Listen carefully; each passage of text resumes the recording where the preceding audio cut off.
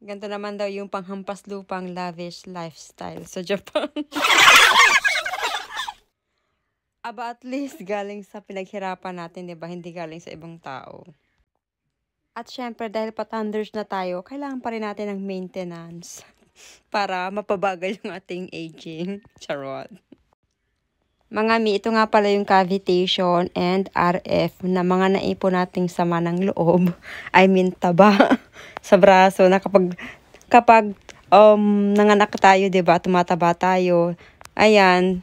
Tapos getting old, lumalawlaw. Ang saklap.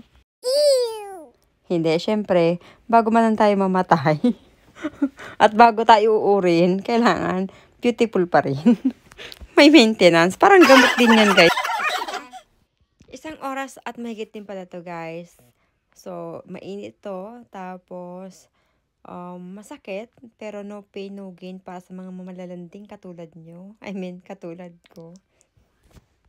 Tsaka miha, mas safe kasi to, diba? Kung ayaw nyo ng mga injectable, go for it. Kasi, hindi naman ako against sa mga nagtuturok-turok, guys, ha. Pero, ako kasi, hanggat maaari, ayoko muna ng turok-turok. Kaya, hanggang ganyan lang ang kaya ng powers ko.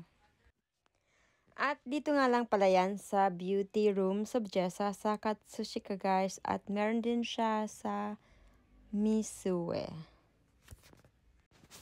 At syempre, hindi mawawala ang chismisan. Pero yung chismisan namin, para lang sa buhay niya at sa buhay ko. Kasi wala kaming pakialam sa inyo. Charot.